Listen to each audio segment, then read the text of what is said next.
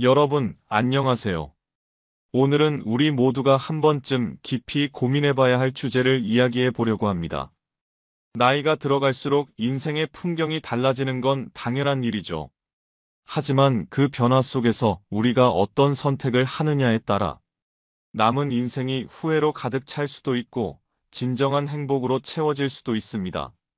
노년이 되면 무조건 줄이고 절제해야 할 것들, 80세 이전에 후회 없이 노후를 살아가는 방법, 그리고 혼자 있는 삶을 즐기는 법까지 이 모든 주제는 결국 한 가지를 향하고 있습니다. 바로 노후의 진정한 행복입니다. 오늘 이 영상은 단순한 조언을 넘어 여러분의 마음에 깊은 울림을 줄 겁니다. 내가 지금 제대로 살고 있는 걸까? 앞으로는 어떻게 살아야 할까? 라는 질문에 대해 구체적인 답을 찾아가는 여정을 함께 떠나봅시다. 끝까지 보신다면 분명 여러분의 삶에 중요한 변화를 만들어줄 것입니다. 노년에는 왜 줄이고 살아야 할까? 노년의 행복을 위협하는 가장 큰 적 중 하나는 바로 과도한 소비입니다. 젊을 때는 소비를 통해 만족감을 얻고 남들과 비교하며 삶의 가치를 측정하기도 했을 겁니다. 하지만 노년에는 그와 같은 소비가 오히려 우리를 불안하게 만들고 경제적 어려움으로 이어질 수 있습니다. 예를 들어 명품 가방이나 고급 차 같은 물건들은 노년의 삶에서 꼭 필요하지 않습니다. 오히려 그 돈을 건강관리나 새로운 취미를 위해 사용하는 것이 훨씬 더 가치 있습니다. 노후를 준비하지 못했던 사람들의 공통적인 후회는 젊을 때 쓸데없는 소비에 돈을 낭비했다는 것입니다.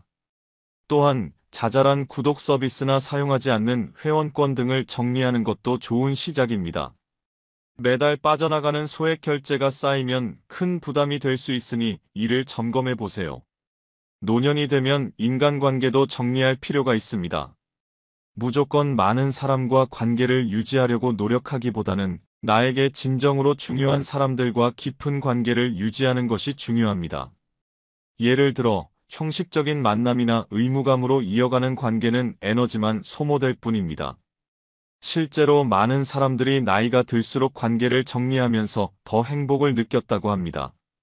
이를테면 매년 만나던 친목 모임을 과감히 정리하고 가족과 시간을 더 보내거나 자신에게 집중하는 시간을 늘리는 방식입니다. 남들이 원하는 삶이 아니라 내가 원하는 삶을 선택하세요.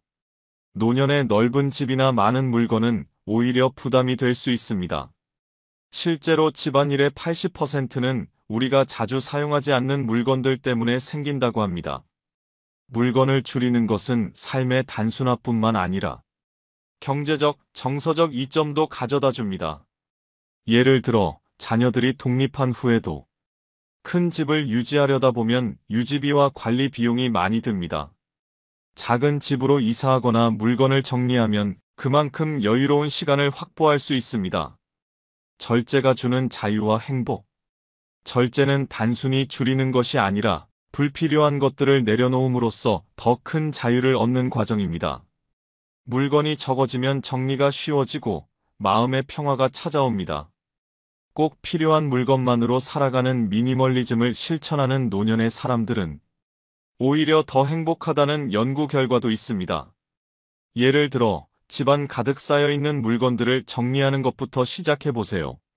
물건 하나를 버릴 때마다 과거의 부담이 사라지는 느낌을 받을 것입니다. 또 내가 자주 사용하지 않는 물건을 필요한 사람에게 나눠주는 기쁨도 경험할 수 있습니다. 음식과 운동, 그리고 생활 습관 역시 절제와 깊은 관련이 있습니다. 노년기에 접어들수록 과식은 건강에 치명적입니다. 소식을 실천하는 것만으로도 체중과 혈압, 혈당을 안정적으로 유지할 수 있습니다. 또한 과로를 피하고 충분히 쉬는 건 역시 중요합니다. 절제는 단순히 하지 않는 것이 아니라 건강한 리듬을 찾아가는 과정이기도 합니다. 예를 들어 하루 30분이라도 꾸준히 산책하는 습관을 들여보세요. 이는 신체 건강뿐만 아니라 정신 건강에도 큰 도움을 줍니다. 꾸준한 운동은 노년의 우울증 예방에도 효과적입니다. 현대 사회에서는 정보가 넘쳐납니다. 하지만 너무 많은 정보를 접하다 보면 오히려 불안해질 수 있습니다. 노년기에는 필요한 정보만 선택적으로 받아들이는 능력이 중요합니다.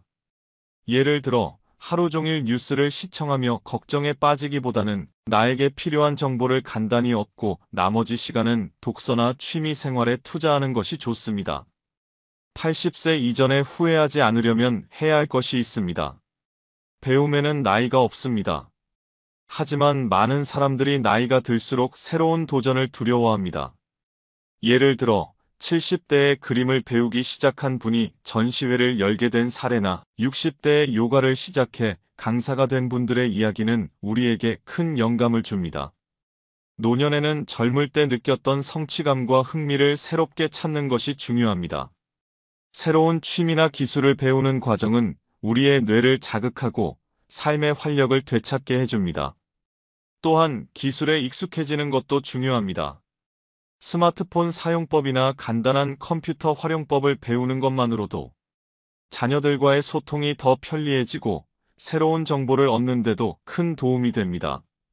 많은 사람들이 노년에 가장 후회하는 것은 가족과 충분히 시간을 보내지 않았다는 것입니다. 자녀나 손자들과의 시간을 통해 가족의 유대감을 쌓는 것은 노년의 행복을 결정짓는 중요한 요소입니다.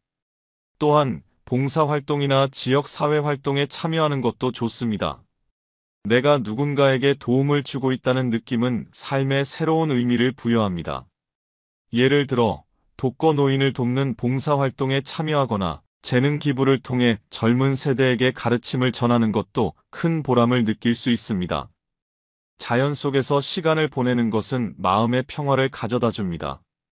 예를 들어 주말마다 가까운 공원을 산책하거나 정원을 가꾸는 활동은 정서적 안정감을 주고 건강에도 이롭습니다. 자연과 함께하는 시간은 현대인의 스트레스를 해소하는 강력한 방법입니다. 노년에는 고독이 불가피합니다. 배우자나 친구가 먼저 떠나는 경험은 누구에게나 찾아옵니다.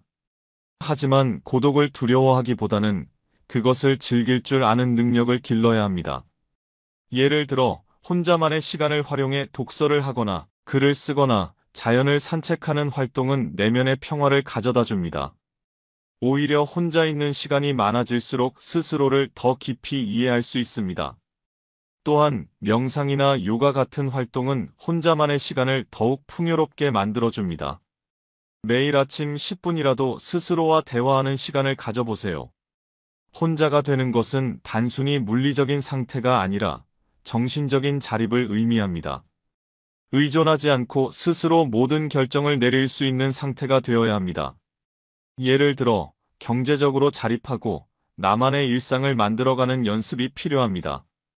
여기에는 혼자 식사 준비하기, 여행 계획 세우기 같은 작은 일부터 시작해보는 것도 포함됩니다. 이런 경험이 쌓일수록 혼자서도 충분히 행복한 삶을 만들 수 있다는 자신감을 얻게 됩니다. 여러분, 노년의 삶은 새로운 시작입니다. 지금까지의 삶을 뒤돌아보며 반성하고 앞으로의 시간을 어떻게 보낼지 선택할 수 있는 시기죠. 우리가 절제와 단순함을 실천하고 혼자의 시간을 즐길 줄 알게 된다면 노년은 더 이상 두려움의 시간이 아니라 진정한 자유와 행복을 누리는 시간이 될 것입니다. 오늘 이야기가 여러분의 삶에 작은 변화를 가져다 줄 수 있기를 바랍니다. 끝까지 시청해 주셔서 감사합니다.